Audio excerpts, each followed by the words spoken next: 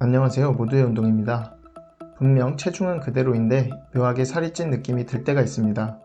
여유있게 잘 맞던 옷이 갑자기 꽉 끼거나 유난히 덩치 있어 보여서 인바디 측정을 했는데 생각보다 높은 체지방량과 낮은 근육량 때문에 깜짝 놀라신 경험을 했거나 얼마 남지 않은 바디 프로필 촬영 일자와 아직 준비가 부족한 내 몸을 번갈아 가면서 바라보며 체지방은 줄이면서 동시에 근육량은 늘리는 방법이 어디 없을까? 라는 생각을 하신 적이 있으실 겁니다. 근육량 증가와 체지방 감소는 서로 반대되는 개념이라 불가능해 보이지만 다행스럽게도 체지방은 줄이고 근육량은 늘리는 방법이 존재합니다. 우리는 이 방법을 상승 다이어트라고 부릅니다. 여러분들은 림매스업과 상승 다이어트의 차이점을 아시나요? 림매스업은 체지방을 제외하고 근육량만을 증가시키는 것을 의미하고 상승 다이어트는 체지방을 줄이면서 근육량을 증가시키는 것을 말합니다. 그러면 상승 다이어트는 누구에게나 적용이 가능할까요? 몸과 체력이 자기의 한계치까지 도달한 보디빌더 선수 정도 수준에 있는 사람들을 제외하고는 가능합니다. 배우 남궁민님의 헬스 스승으로 알려진 헬스토피아를 운영하는 심현도 관장님께서는 본인 유튜브 채널에서 본인 수준의 몸에서도 상승 다이어트가 가능하다고 이야기한 바 있습니다. 따라서 그의 몸 수준에 미치지 못하는 일반인들은 상승 다이어트가 가능하다는 것입니다. 그렇다면 효과적인 상승 다이어트를 하는 방법은 무엇이 있을까요? 첫 번째는 적당한 칼로리 결핍 상태를 활용하는 것입니다. 지방을 빼기 위해서는 칼로리 결핍 상태에 있어야 합니다. 이 상태를 부정적인 에너지 균형이라고 하겠습니다. 부정적인 에너지 균형은 매일 지속적으로 소비하는 것보다 더 많은 에너지를 소비해야 한다는 것을 의미합니다. 하지만 부정적인 에너지 균형이 신체의 단백질 합성 능력을 감소시키기 때문에 칼로리 결핍 상태에서 근육을 만드는 것은 쉬운 일이 아닙니다. 그러면 도대체 어느 정도의 칼로리 결핍을 사용해야 할까요?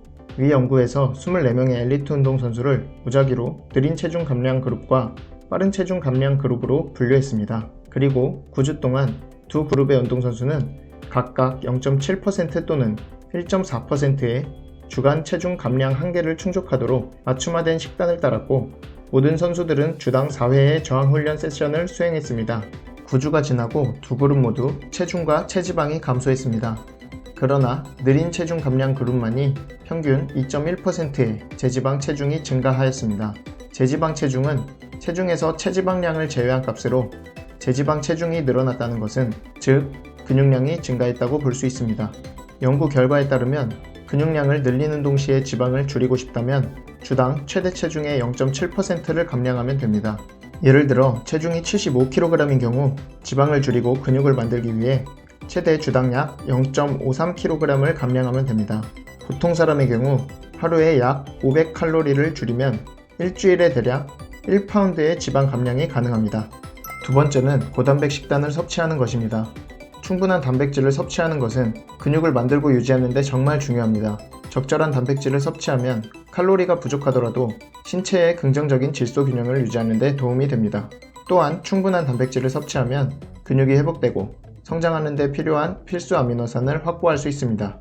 그렇다면 신체의 긍정적인 질소 균형을 달성하고 근육 성장에 잠재력을 제공하는 데 충분한 단백질은 얼마나 될까요? 대부분의 연구에서 근육 성장을 지원하는 데 필요한 양으로 하루에 체중 1kg당 1.6에서 7g의 단백질 섭취를 권장합니다. 하지만 효과적인 상승 다이어트를 위한 단백질 섭취 권장량은 일반적으로 더 높습니다. 위 연구 결과에 따르면 피실험자들은 하루에 체중 1kg당 약 2.4에서 3.4g의 단백질을 섭취하여 성공적인 상승 다이어트의 효과를 보았습니다. 따라서 주당 4에서 5회의 운동을 하는 활동적인 사람들에게는 하루에 체중 1kg당 2.4에서 6g의 단백질 섭취를 권장합니다. 단백질 과다 섭취로 인한 부작용이 걱정되시는 분들은 운동량과 평소 단백질 섭취량을 고려하여 단백질 섭취량을 조정하는 것을 권장합니다. 세 번째는 고중량 복합 운동을 하는 것입니다. 복합 운동은 다중관절 운동과 같은 뜻이며 스쿼트, 데드리프트, 벤치프레스와 같이 여러가지 관절이 동원되는 운동을 말합니다. 복합 운동은 엄청난 양의 근육을 동원하고 운동 노력에 대비하여 가장 큰 효과를 줍니다. 또한 가장 많은 과부하를 허용하며 근비대의 핵심 요소 중 하나인 기계적 긴장을 유발하므로 복합 운동을 수행해야 합니다. 효과적인 상승 다이어트를 위해 고중량으로 운동을 해야 하는 이유는 칼로리 결핍 상태에서 중량 운동은 부족한 칼로리에도 불구하고 근육의 크기와 힘을 유지하는 데 필요한 자극을 제공하기 때문입니다. 칼로리 결핍 상태에서 근육이 더 커지고 강해질 수 있는 유일한 방법은 점진적 과부하의 원칙에 따라 정기적으로 훈련하는 것입니다. 또 다른 이유는 칼로리 결핍 상태에서는 단백질 합성이 억제된다고 앞서 이야기했습니다. 그러나 강한 저항 운동은 근육 단백질 합성을 증가시키기 때문입니다.